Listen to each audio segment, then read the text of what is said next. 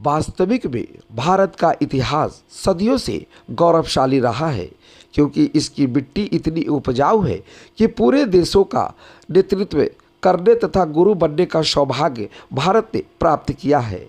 लेकिन आज चंद नेताओं के कारण दूसरे देशों की संस्कृति को अपनाकर अपने भारतीय संस्कृति को लोग दिनों दिन भूलते जा रहे हैं। यह आने वाले समय में हम लोगों के लिए सबसे बड़ा घातक साबित हो सकता है। नमस्कार दोस्तों, मैं हूं अरुण और आप देख रहे हैं संदेश आप तक। संदेश आप तक में आप सभी दर्शकों का स्वागत है। प्राचीन काल हो या वैदिक काल या फिर आधुनिक काल, भारत की संस्कृति सनातन धर्म से हमेशा जुड़ी रही है। लेकिन आज कुछ चंद राजनेताओं के चलते कहीं न कहीं भारतीय संस्कृति सनातन धर्म दिनों दिन विलुप्त होता जा रहा है। उसका सबसे बड़ा कारण यह है कि आज हमारी मातृत्व भाषा संस्कृत वो पूरी तरह से हिंदुस्तान में विलुप्त हो चुका है। आज हम लोग सीधे बात करने की कोशिश करेंगे कि हम अपने ही देश में बेगाना है, जहाँ पे भारत में हर धर्मों को जिस तरह से सम्मान दिया जाता है, उस धर्म की भाषा को तरजीह दी जाती है, ठीक अपने ही हिंदुस्तान में संस्कृत जैसे भाषाओं को दिनों दिन विलुप्त किया जा रहा है। आखिर क्या कारण है? क्योंकि सनातन धर्म संस्कृत से जुड़ा हुआ वह भाषा है जिसे सुनने में अनुभूति प्राप्त होती है। हम सीधे जानने की कोशिश करेंगे। हमारे साथ शक्तिपीठ छोटी पटन देवी के महंत अभिषेक नंद महाराज जी हैं। उनसे हम बात करने की कोशिश करेंगे कि आखिर कुछ चंद नेताओं के वजह से क्रियाहीन, भक्तिहीन, अर्थहीन राजनीति का शिकार हमारी मातृभाषा संस्कृत दिनों दिन विलुप्त होते जा रहा है। आखिर वो क्या कारण है, हम लोग सीधे बात करने की कोशिश करेंगे संदेश आप तक के माध्यम से। सबसे पहले बाबा, संदेश आप तक के चैनल में आपका स्वागत है। आखिर क्या कारण है विलुप्त होने का? सबसे बड़ा कारण है कि यहाँ जो है प्रशासनिक संरक्षण संस्कृत भाषा को जितना मिलना चाहिए उतना नहीं है। पढ़ने वाले को सुविधा, पढ़ाने वालों को सुविधा, सही प्रकार की जो सुविधा मिलनी चाहिए वो सुविधा हमारी सरकार उत्पन्न नहीं कर रही है, उसकी व्यवस्था नहीं कर रही है।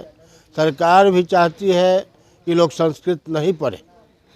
संस्कृत जब पढ़ जाएंगे लोग तो इनका जो है जो इधर उधर व्याख्या गलत कर रहे हैं धर्म की, वो जो है नहीं कर पाएंगे, क्योंकि सभी लोग अर्थ जान जाएंगे। सही क्या है, सही का उनमें आभास हो जाएगा। उन्हें कभी दिग्भ्रमित नहीं कर सकते जो संस्कृत पढ़ लिया। संस्कृत विलुप्त होने में सबसे बड़ा कारण प्रशासनिक कारण है। प्रशासन, शासन को इसके लिए व्यवस्था उत्तम देनी चाहिए, और जब उत्तम व्यवस्था देंगे तो पढ़ने वाले उसकी ओर आकर्षित होंगे और संस्कृत में भी उनको अच्छा स्कोप मिलेगा तो अवश्य लोग पढ़ेंगे। प्रशासन को इसकी व्यवस्था शासन को करनी है, और शासन जो है उदासीन है इस भाषा के प्रति। यही कारण है कि संस्कृत लोग पढ़ नहीं पा रहे हैं। और अभी पूरे देश प्रदेश में हर राज्य में कहीं न कहीं धर्म के प्रति जो है जिस तरह का लोग विवादास्पद बयानबाजी कर रहे हैं, शूद्र शब्द का प्रयोग जो है लगातार यूपी में जिस तरह से शूद्र शब्द का जो अपमानजनक बातें टिप्पणी हो रही है, हम लोग बाबा से भी बात करने की कोशिश करेंगे कि सही मायने में शूद्र का मतलब क्या होता है। तो बाबा बताइए कि शूद्र का सही मतलब क्या है? ये राजनेता लोग जो है शूद्र शूद्र कहकर हमारे समाज में जो है एक हीन भावना से ग्रस्त कर रहे हैं। शूद्र शब्द का अर्थ जो है सेवा कार्य करने वाला, सेवक। तो सेवा कार्य करने वाले जितने भी लोग हैं, चाहे वो प्रशासनिक अधिकारी हों, अभी जो है भारतीय सेवा में सरकार के अंतर्गत जितने भी सेवा में है, वे सब शूद्र ही हैं।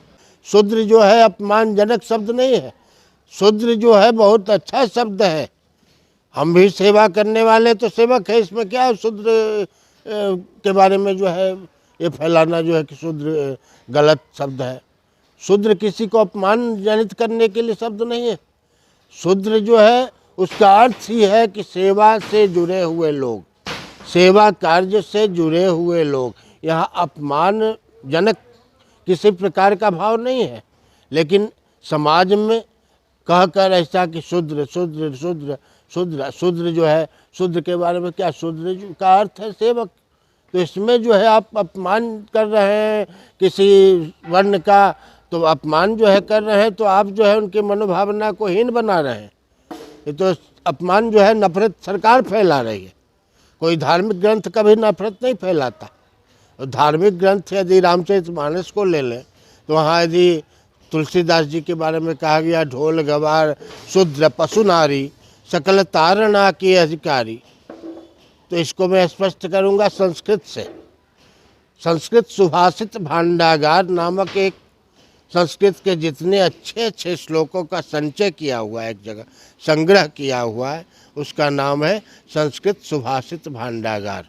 उस पुस्तक में एक श्लोक है, लाल एत पंचवर्षानि 10 वर्षानि ताड़येत प्राप्ति तू खोड़ से वर्षे पुत्रम मित्रवत आचरेत। यह श्लोक पुत्र के लिए कहा गया है कि आप जो है 5 वर्ष तक लालन पालन कीजिए, उसको दुलार कीजिए, उसको जो है लाल लाल लाल लाल प्यार दीजिए, ऐसा कहा गया। और 5 वर्ष से 15 वर्ष 10 वर्षानि ताड़येत, यानी 10 वर्ष तक, यानी 5 वर्ष से लेकर 15वें वर्ष के उम्र तक तारणा की आवश्यकता है। तारना मतलब खराब नहीं है, तारना का मतलब शिक्षा है, उत्तम मार्गदर्शन है। शिक्षा और उत्तम मार्गदर्शन देकर बच्चे को संवारना, अच्छा बनाना, एक जिम्मेवार नागरिक बनाना, एक सभ्य नागरिक, सुसंस्कृत नागरिक बनाना, ऐसा भाव है। और प्राप्ति तू खोड़ से वर्ष, जब 16 वर्ष का हो जाए आपका संतान जो है, उसके साथ मित्रवत आचरण करना चाहिए। फ्रेंडशिप इसको अंग्रेजी में कह रहा है, यानी मित्रवत समझा कर उसको, है ना, उत्तम मार्गदर्शन देने की बात कही गई। तो तारणा शब्द का अर्थ जो है कहीं गलत नहीं, एक गलत अर्थ लगा रहा है, चूँकि संस्कृत पढ़े नहीं है। तो संस्कृत जो नहीं पढ़े हैं वे शास्त्र का अर्थ क्या लगाएंगे। शूद्र का अर्थ जो है सेवक है, सेवा करने वाला, प्रशासनिक पदाधिकारी हो या एक चपरासी हो, सभी सेवक शूद्र वर्ण है। तो आपने सुना, ये हमारे अभिषेक नंद महाराज जी थे। इन्होंने जो जिस तरह का संस्कृत भाषा का उद्बोधन किया, और गौर करने वाली बात यहाँ पे ये है कि जिस तरह से सनातन धर्म में संस्कृत जैसे महत्वपूर्ण भाषा को धीरे दिनों दिन राजनेता जो है विलुप्त करने की कोशिश कर रहे हैं।